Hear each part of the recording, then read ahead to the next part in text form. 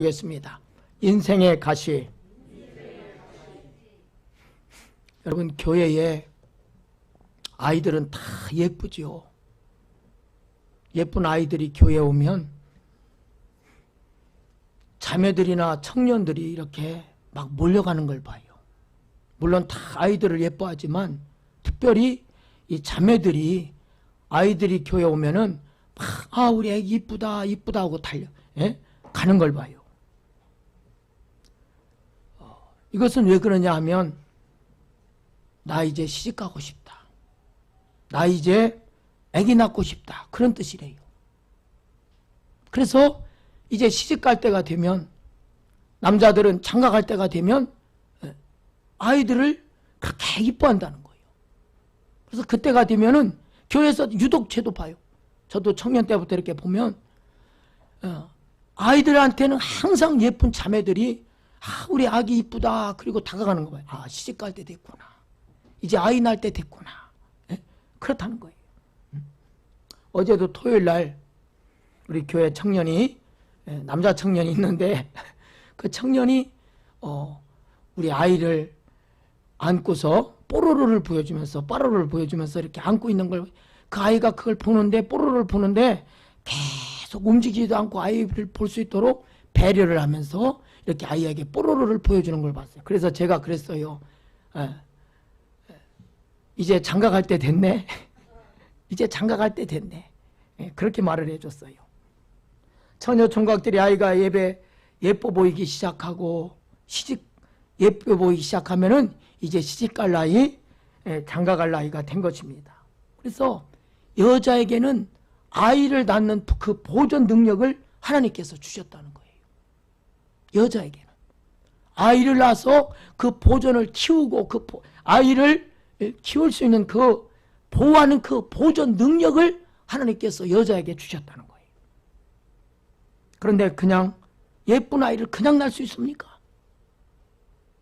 예쁜 아이를 그냥 낳을 수가 없는 거예요. 10달 동안 이 더운데도 이 더운데도 10달 동안 아이를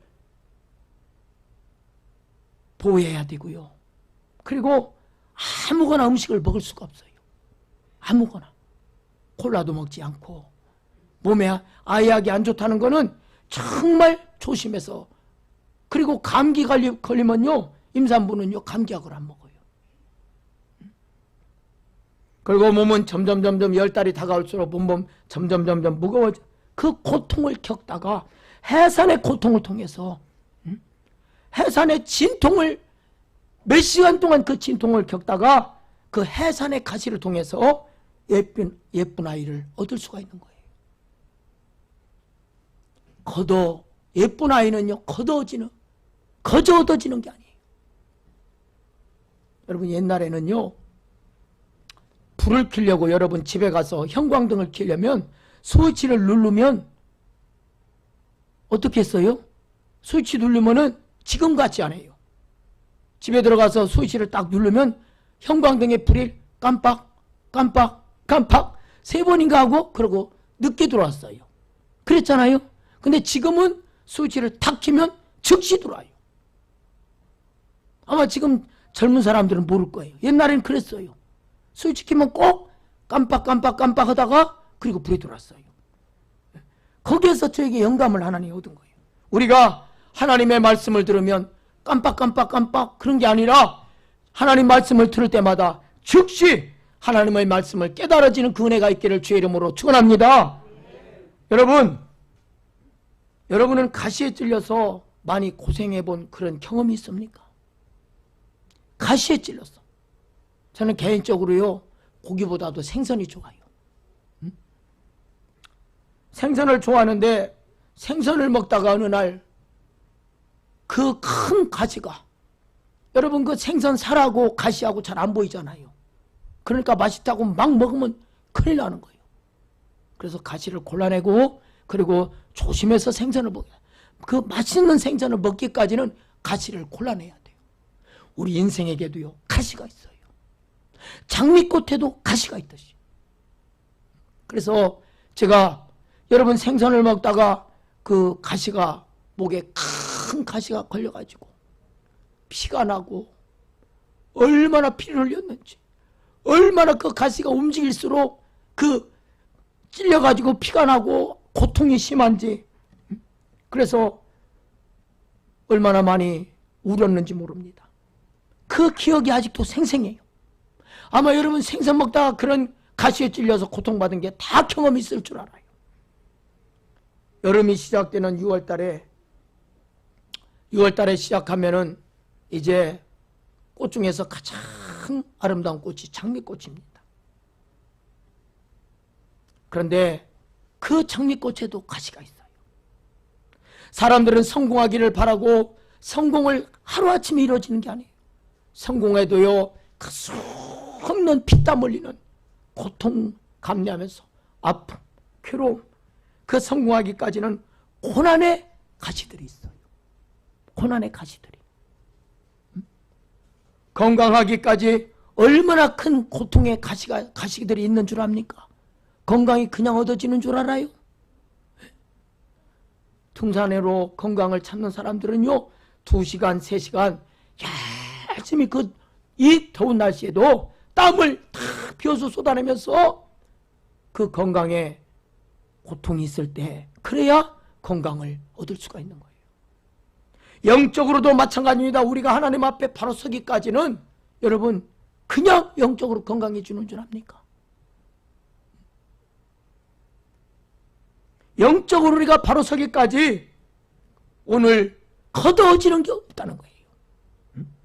아름다운 장미꽃을 피우기까지 가시가 있듯이 우리 믿는 자들의 삶 속에서 아무리 하나님 뜻대로 살려고 해도, 좁은 문, 좁은 길로 가려고 아무리 우리들이 몸부림치며 산다 할지라도, 살려고 해도, 믿음을 지키며 여러분이 아무리 믿음을 지키며 살려고 해도 우리의 삶 속에는 분명히 가시가 있다는 거예요. 어떤 사람에게는 사도 바울에게 오늘 본문 보니까 육체에 가시가 있다고 그랬어요.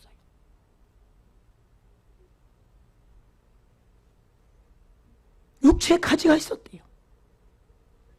사도 바울에게 육체에 가시가 있었듯이 우리 인생 가운데도 육체에 가시가 있다는 거예요. 죄를 지어서만 고난의 가시가 있는 게 아니에요. 우리가 물론 죄 가운데 살면 가시가 분명히 있어요. 고난 그냥 받는 줄 아십니까? 내가 하나님 앞에 죄를 지어서 내 마음대로 살아서 내 고집이 아직도 살아있어서 남의 말은 절대 귀 기울여 듣지 않고 내 생각으로 꽉 차 있어서 그래서 고난받는 사람도 있어요. 죄를 지어서만 여러분 고난이 있는 게 아닙니다. 여러분, 우리가 기도가 부족해서 가시가 있겠습니까? 기도가 부족하기 때문에 고난의 가시가 주어지는 것이 아니에요. 사도 바울에게도 가시가 있었듯이 우리에게도 동일한 고통의 아픔의 가시가 있다는 거예요. 이 시간도 여러분, 오늘 하나님 앞에 나온 여러분 가운데도 그 가시들이 있는 가운데 오늘 이 시간 하나님께 나왔어요. 가시가 있었어요. 그래서 오늘 이 시간에 하나님께서 이 말씀을 저에게 감동으로 주세요. 지긋지긋한 가시. 왜 그 가시가 나를 힘들게 하는지, 그 가시로 인해서 나를 왜 이렇게 지치게 하는지, 이 가시로 인해서 내가 왜 이렇게 힘들은지. 사도 바울에게 가시가 있듯이 우리에게도 동일한 가시가 있다는 거예요. 어떤 사람은 지금 육체에 가시가 있어요. 질병에 가시가 있어요. 어떤 사람에게는 지긋지긋한 가난이 될 수가 있어요. 가난에서 벗어나고 싶어서, 그렇게 벗어나고 싶어도 가난에서 벗어날 수 없는 그 지긋지긋한 가난, 그 가난의 가시. 가난의 굴레에서 벗어나려고 해도 가난에서는요 벗어날 수가 없는 거예요. 제가 이사를 할 때, 이사를 10번 넘게 했는데, 이사를 할 때 이사 비용이 없어갖고요 니아가로 날린 적이 있어요. 니아가로 하나하나 실어서 경비실에 가가지고 니아가 있잖아. 니아 경비실에 가면 미아가 있더라고요. 그래서 그거 빌려달라고 해갖고 이사 비용이 없어서 니아가로 하나하나 달렸어요. 그래도 감사했어요. 그래도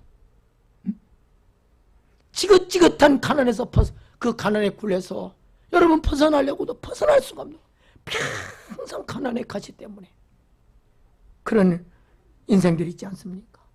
또 어떤 사람에게는 남 모르는 나만 아는 과거의 아픔이 있어요.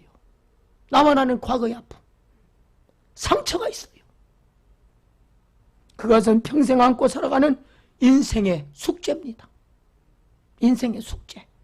어떤 사람에게는 신체적인 장애를 지고 평생을 그 가시를 안고 살아가는 거예요. 제가 다리를 다쳐서 기부스라고 해보니까 휠체어 타고 다니는 사람, 제가 아는 사람은 지금 30년째 30년째 목발을 하고 사는 사람이 있는데 그 사람의 아픔을 알겠더라고요. 목발을 하고요 계단을 오르내리를 보니까요 진짜 힘들더라고요. 평생 신체적인 장애를 갖고 살아가는 그 사람들이 있어요. 또한 어떤 사람에게는 사랑하는 남편이 가시가 돼요. 그 사랑하는 남편이 내 옆구리를 쿡쿡 찔러요. 조금 이따가 말씀드리겠지만 사랑하는 남편이 내가 남편을 사랑해서 남편은 결혼했는데 그 남편이 나의 가시가 돼요. 어떤 사람에게는 아내가 가시가 되는 거죠. 아내가. 남편은 열심히 예배 시간에 주일날 되면 1시간 전에 가서 눈물로 간절히 기도한대요. 근데 아내는 TV 보다가 예배 드리러 가고 일주일에 한 번만 예배 드리고 집에서 기도하자고 그러고 성경 보자기도 맨 텔레비전 틀어놓고 본다는 거예요. 아내가 가시라는 거예요. 편할 생각을 안 하고 있대요. 또 어떤 사람에게는 사랑하는 자식이 내 인생의 가시가 될 수가 있어요. 사랑하는 자식이 주는 고통 때문에 내 인생이 힘들어요. 자식이 주는 고통 때문에 견딜 수 없는 아픔으로 다가올 수 있다는 것입니다. 자식들 때문에, 아들 때문에, 딸들 때문에 여러분 괴로워하는 부모님들이 너무 많아요. 이와 같이 우리 인생들에게는 분명히 가시가 있다는 것입니다. 가시가 있어요. 오늘 여러분 본문 말씀을 보면 하나님의 사람 사도 바울에게도 가시가 있었습니다. 우리 본문 고린도후서 12장 7절 띄워주시기 바랍니다. 사도 바울에게도 분명히 가시가 있었어요. 우리 같이 읽겠습니다. 시작.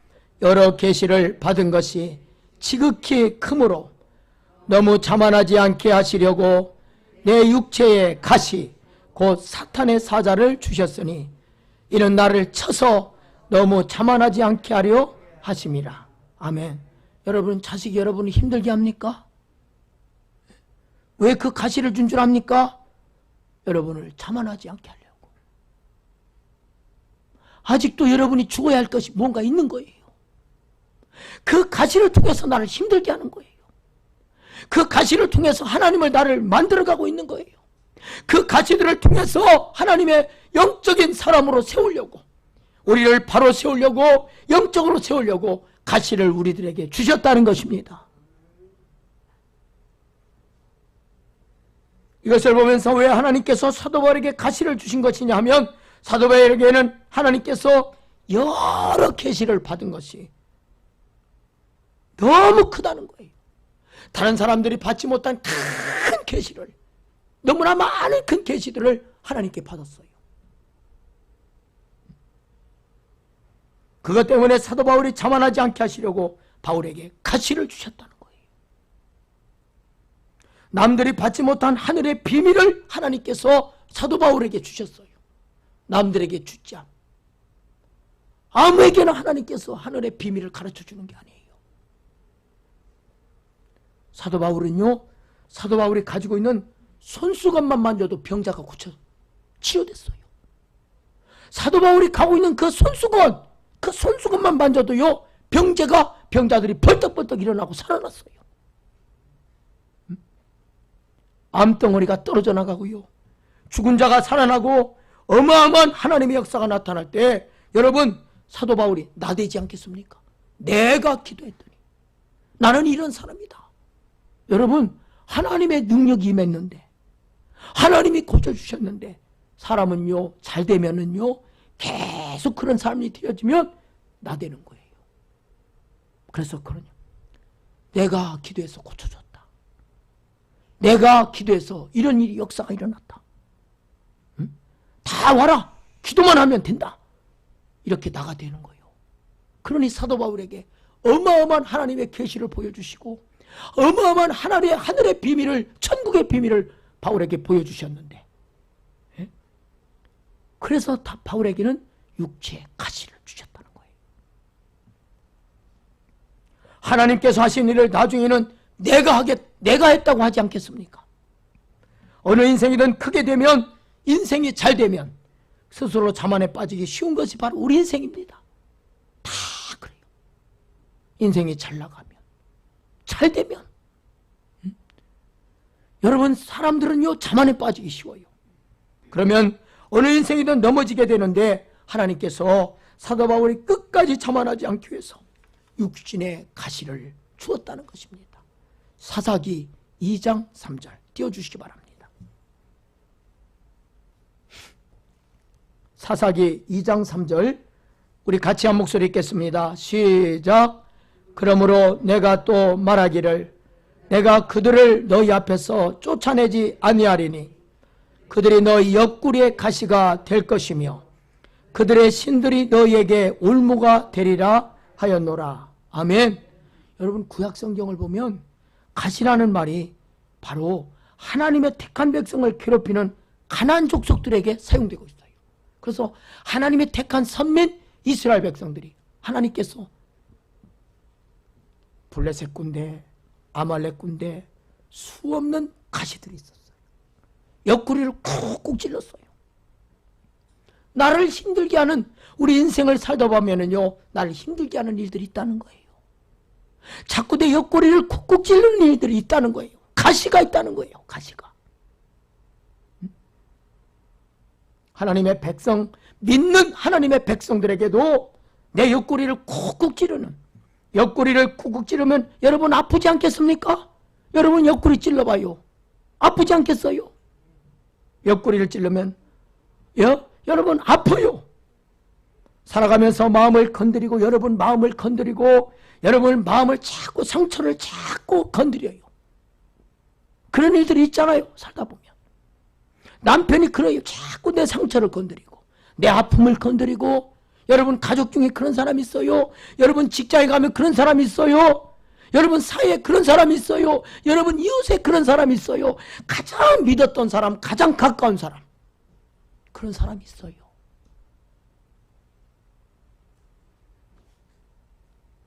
여러분의 마음을 아프게 하는 인생의 가시들이 여러분들에게 있지 않습니까? 남들에게 말 못하는 그 고민들, 그 마음의 아픈 가시들이 여러분에게 있지 않습니까? 그것이 왜 있다고 하십니까? 우리를 자만하지 않게 하려고, 교만하게 하지 않게 하려고. 여러분 우리 인생은 아픈 만큼 성숙해진다고 하는 말이 있어요. 아픈 만큼 성숙해지는 거예요. 왜 하나님께서 고난의 가시를 주시는 줄 압니까? 고난을 통해서 우리를 성숙하게 하는 거예요. 영적으로 바로 세우시는 거예요. 아픈 만큼 성숙해지는 거예요. 오늘날 왜 여러분 사람들이 이렇게 철없는 행동들이 많습니까? 여러분 사람도요 고난을 많이 겪은 사람이요 철이 들더라고요. 하나님은 우리를 영적으로 철이 들게 하는 거예요. 고난의 가시들을 통해서. 인생의 수없는 아픔과 고통과 눈물과 눈물 없이 갈 수 없는 인생길을 걷다 보면 영적으로 성숙해지는 것을 여러분 깨달으시기를 바랍니다. 나만 아는 인생에서 이제는 남을 아는 인생으로, 내 기도만 하는 인생에서 이제는 남을 위해서 중보하는 기도하는 사람 인생으로, 이 땅에 삶만 있는 줄 알고 사는 사람들이 얼마나 많아요. 이 땅에 이 땅의 삶이 전부이고 이 땅의 삶이 있는, 이 땅의 삶만 있는 줄 알고요, 천국의 소망을 두고 살지 않는 사람들이 얼마나 많아요. 그런데 우리가 아픈 만큼, 인생의 고난의 가시가 있는 만큼 인생이 영적으로 성숙해진다는 것입니다. 여러분, 아이들이요, 많이 아프고 나서요, 아이들이 그럴 때 보면 좀 철이 들어요. 그래서 아프더니 어른스러워졌네? 그런 말도 하잖아요. 네? 여러분, 바울이 인생 가운데 육체의 가시가 주어졌을 때 어떻게 했다고 말씀하고 있습니까? 본문 8절 한번 봅시다. 8절을 띄워주시기 바랍니다. 고린도후서 12장 8절 같이 읽겠습니다. 시작. 이것이 내게서 떠나가게 하기 위하여 내가 3번 주께 간구하였더니. 아멘. 사도 바울에게는 육체의 가시가 주어졌을 때 바울은 그것으로 인해서 육체에 너무 고통스러우니까 그 가시가 떠나가기 위해서 하나님 앞에 3번 기도했다는 거예요. 여기서 여러분, 3번 간구했다고 하는 것은 문자적으로 3번이 아니라 얼마나 그 가시의 고통이 인해서 3번만 기도한 게 아니에요. 여러 번 기도한 거예요. 여러분, 암이 걸린 사람 3번만 딱 기도하고 하나님 고쳐줄 줄 믿습니다 하고 3번만 기도합니까? 계속 하나님께 매달려서 금식도 하고 기도하고, 예? 막 작정 기도도 하고요, 새벽 기도 작정도 하고요, 하나님 앞에 계속해서 부르짖어 기도하지 않습니까? 오늘 지금 사도 바울도 그래요. 문자적으로는 3번 기도했다고 하지만 여러 번 끊임없이 하나님 앞에 매달려서 기도했다는 거예요. 여러분, 육체에 가시가 있습니까? 고난의 가시가 있습니까? 아픔의 가시가 있습니까? 눈물의 가시가 있습니까? 슬픔의 가시가 있습니까? 사도 바울이 하나님 앞에 간절히 매달려 기도한 것처럼 여러분, 하나님 앞에 매달려 기도하시는 여러분 되시기를 바랍니다. 주님께만 소망이 있는 거예요. 주님께만. 이 병을 하나님 고쳐주세요. 하나님, 이 병을 고쳐주세요. 하나님, 이 병을 고쳐주세요. 3번만 바울이 기도했겠습니까? 얼마나 병을 고쳐달라고 눈물로 하나님께 매달려 기도했겠습니까?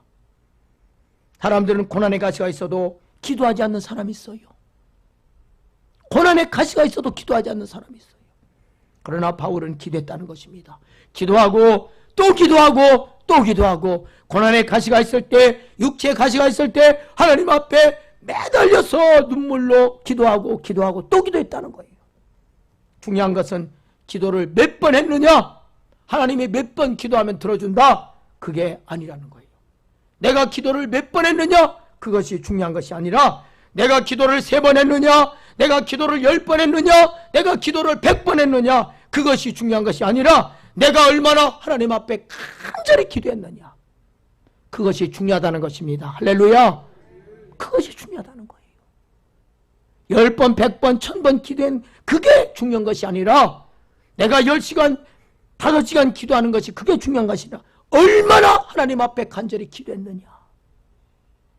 여러분은 육체의 가시, 고난의 가시, 눈물의 가시, 괴로움의 가시들이 있을 때에 얼마나 하나님 앞에 매달려 간절히 기도했습니까? 바울이 하나님 앞에 아주 간절하게 기도하다가 깨달은 것이 있어요.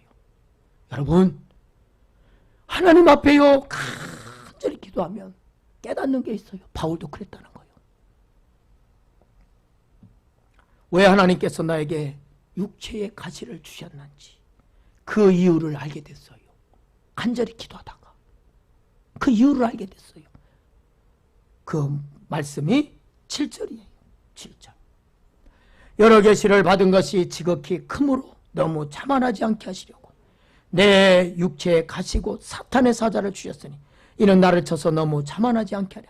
간절히 하나님 앞에 육체의 가시가 있을 때 그렇게 하나님 앞에 매달려서 눈물로 간절하게 기도하다가 하나님께서 깨달았다는 거예요.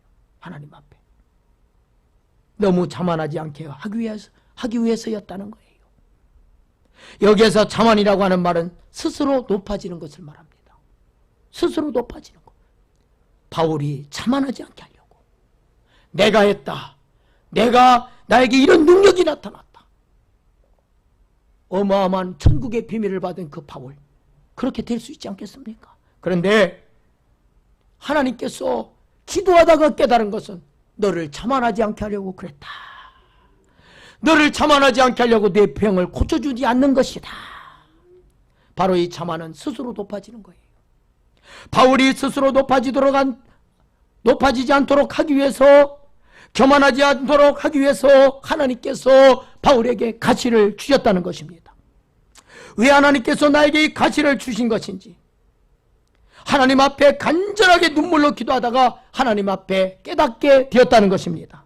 여러분 인생 가운데 가시가 있을 때 가장 먼저 해야 할 것이 무엇이겠습니까? 여러분, 인생에 가시가 있을 때, 고난의 가시가 있을 때, 아픔의 가시가 있을 때 가장 먼저 우리가 해야 될 것은 바로 그것은 기도라는 거예요. 사도 바울이 육체의 가시가 있을 때 가장 먼저 한 거 하나님께 기도했다는 거예요. 왜 나에게 이런 고난이 찾아왔는지, 왜 나에게 이런 마음의 아픔이 찾아왔는지, 왜 나에게 이런 슬픔이 나에게 찾아왔는지, 왜 나에게 이런 괴로운 일이 나에게 찾아왔는지, 그 인생의 가시 때문에 기도하면 하나님께서 깨닫게 하시는데, 나의 잘못으로 왔는지, 내가 잘못해서 왔는지, 게으름으로, 인생의 게으름으로 왔는지, 나의 악함 때문에 왔는지, 인간의 내 안에 아직도 탐욕이 있어서 이런 가시가 왔는지, 건강과 시간과 물질을 여러분 얼마나 주를 위해서 살았는지, 아니면 지금까지 건강, 시간, 물질을 무엇을 위해서 죄 가운데 죄를 지으며 살아왔는지 가시를 통해서 하나님이 간절하게 기도하면 깨닫게 한다는 거예요. 물질도 함부로 쓸 수 있잖아요. 네? 시간도 함부로 쓸 수 있잖아요. 똑같이 하나님은 공평하셔서 24시간 똑같이 줘요. 하루. 누구는 예쁘다고 30시간 주고, 누구는 밉다고 15시간만 주고, 그런 게 아니에요. 하나님은 모든 인생에게 24시간 똑같이 주셨어요. 시간을 어떻게 지냈는지, 시간을 어떻게 살고 있는지, 건강 주셨을 때 어떻게 살았는지,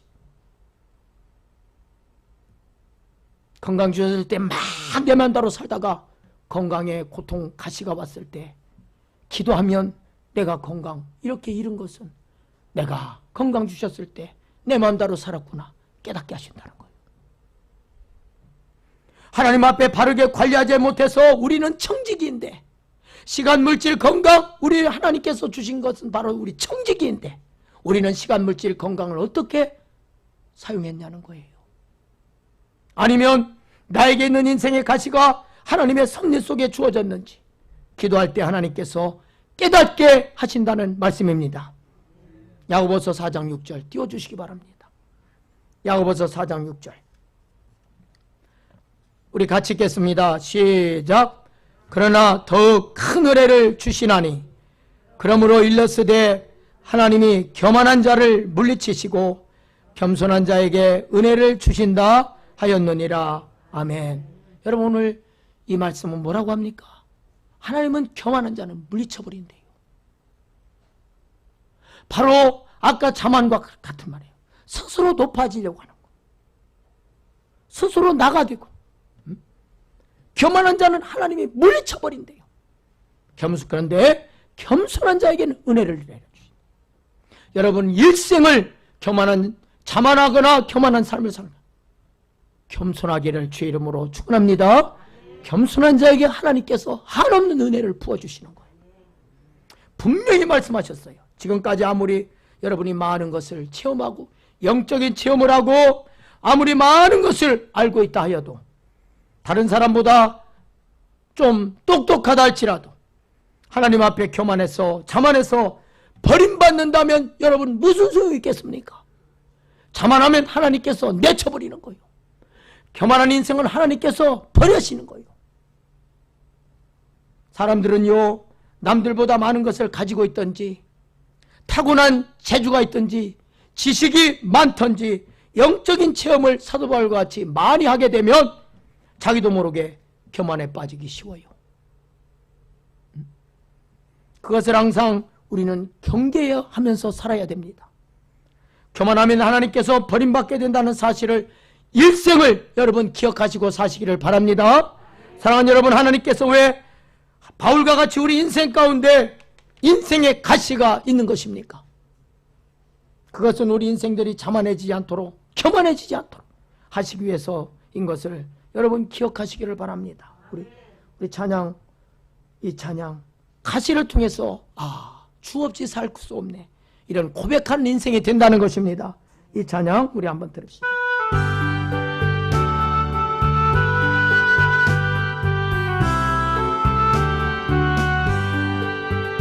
주 없이 살 수 없네, 죄인 내 구주여.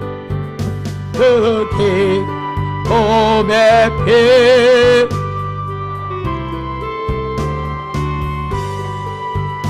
그 주의 사랑으로 널 내신 공경이 내 속 나의 위 내 영광. 주 없이는 살 수 없네, 주 없이 살 수 없네, 나 혼자 목소리 기쁨 부족하 지혜도 없. 내 주는 나의 생명 또 나의 힘이라. 주님을 의지하 지혜를 주 없이 살 수 없네, 주 없이 살 수 없. 주는 하신다 내 영 깊은 것 내 속. 주밖에 나의 마음을, 주밖에 나의 마음을 네 알아주요. 내 맘 이룩하사 병해. 주 없이 살 수 없네, 주 없이 살 수 없. 세월이 흐르고 이 고독 속 내 생명 끝나.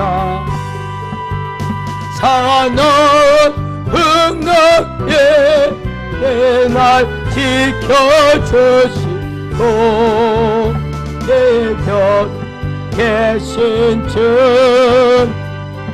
힘이 되시네.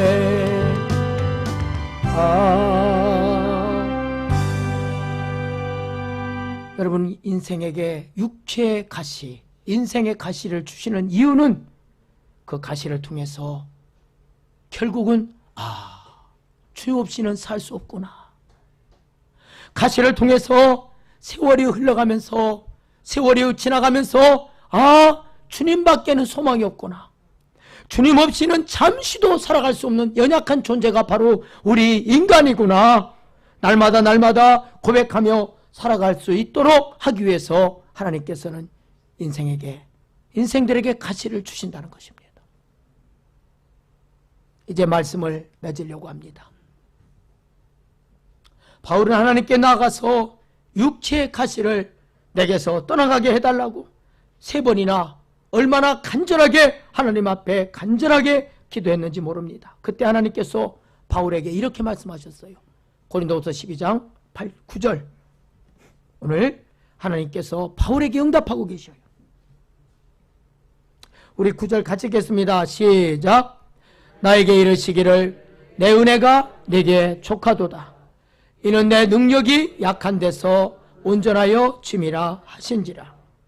그러므로 도리어 크게 기뻐함으로 나의 여러 약한 것들에 대하여 자랑하리니 이는 그리스도의 능력이 내게 머물게 하려 함이라. 아멘.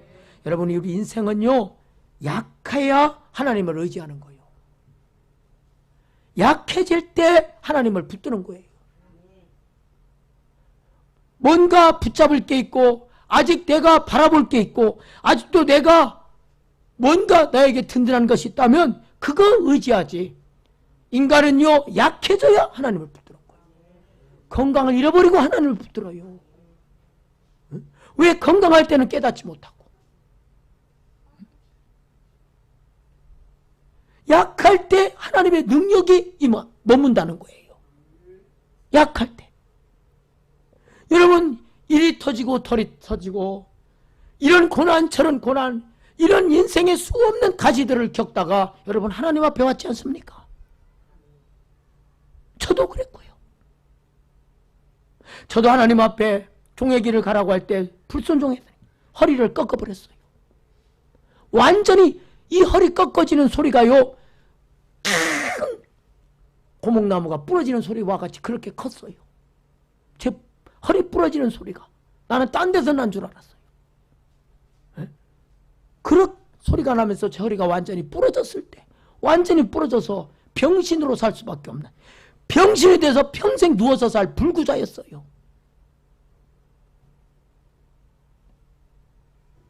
얼마나 누워서 울고 기도했는지 몰라요.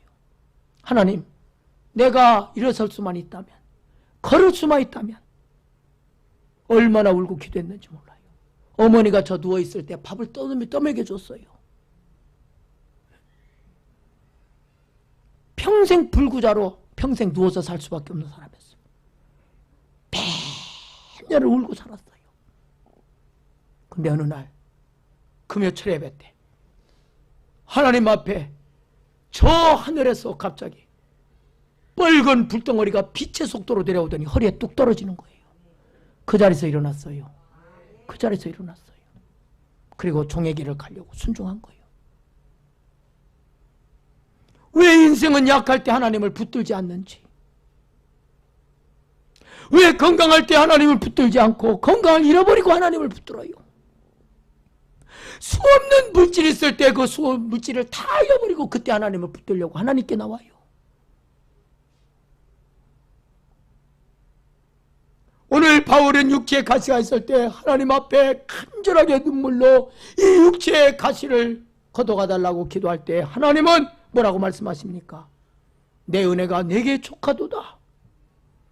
이는 내 능력이 약한 데서 온전하여 짐이라. 바울아, 왜 너에게 육체에 가시가 있는 줄 아느냐? 너는 그 고통 속에서 이미 주어진 그 하나님의 은혜에 감사하며 살라는 것이다. 바울은 다메섹 도상에서 하나님께서 만나주셨고요, 수많은 계시를, 천국의 비밀을 바울에게 보여주셨고요, 복음의 비밀을 바울에게 깨닫게 하신 것은 바로 그 은혜에 만족하며 살라는 것입니다. 육체의 가시보다 네가 평생 육체의 가시를 안고 산다 할지라도 너에게 베풀어 주신 그 은혜, 구원의 은혜, 하나님의 그 천국의 비밀의 그 은혜, 복음의 비밀을 깨닫게 한 거, 그 은혜에 만족하며 너는 살라는 거예요. 10절 마지막으로 보겠습니다. 고린도후서 12장 10절 우리 같이 읽겠습니다. 시작. 그러므로 내가 그리스도를 위하여 약한 것들과 능력과 궁핍과 박해와 곤고를 기뻐하노니 이는 내가 약한 그때에 강함이라. 아멘. 바울은 그 약해졌을 때, 육체 가시를 내서 약해졌을 때 하나님 앞에 붙들었어요. 여러분, 허리가 아파봐요. 뭐 물건 하나 들을 수가 없어요. 여러분, 지금 여러분 가운데 자식 때문에 가시, 자식으로 인해서 당하는 고통 때문에 그 가시가 있습니까? 질병의 가시가 있습니까? 가난의 가시가 있습니까? 직장에서 어떤 상사가 괴롭히는 그 가시가 있습니까? 마음적으로 심적으로 남모르는 상처와 아픔이 그 가시가 있습니까? 그 약해졌을 때 그때가 강하다는 거예요. 그때가 하나님을 붙드는 시간이라는 거예요. 그때가 하나님을 만날 때입니다. 약할 때가 하나님을 만날 때예요. 너는 그 은혜에 만족하고 살라는 거예요. 바울은 내가 그리스도를 위해서 약한 것은 능력과 궁핍과 박해를 받을 때, 권고할 때 바로 기뻐하는 것은 내가 약할 때 강함이라. 여러분, 저 들판에 가면은 야생에 질겅이라고 하는 풀이 있어요. 예? 들판에 가면요, 질겅이라고 하는 풀이 있어요. 왜 그 풀이 생각나는지. 아무도 몰라주는, 이름 모르는 그 들판에 질겅이라고 하는 풀이 있어요. 근데 이 질겅이는요, 아무리 차가 밟고 지나가도요, 끄떡없어요. 차가 수없이 밟고 지나가도 다시 뻘떡 일어나요. 사람이 수없이 밟고 계속 사람들이 밟고 지나가도요, 질겅이는 다시 일어나요. 끄떡없어요. 수없는 사람들이 밟고 지나가도 끄떡없어요. 여러분 인생 가운데 자식이 여러분을 밟아도, 고난이라고 하는 것이, 고난의 가시가 여러분을 질끈질끈 밟아도, 여러분을 아프게 하고 마음 아프게 하고 슬프게 하고 상처를 자꾸 긁는, 옆구리를 꾹꾹 찌르는 그런 가시가 있다 할지라도, 여러분을 질겅질겅 밟은다 할지라도, 저 야생에 피어있는, 들판에 피어있는 질겅이처럼 끄떡없는 일어서는 그런 신앙이 되기를 바랍니다.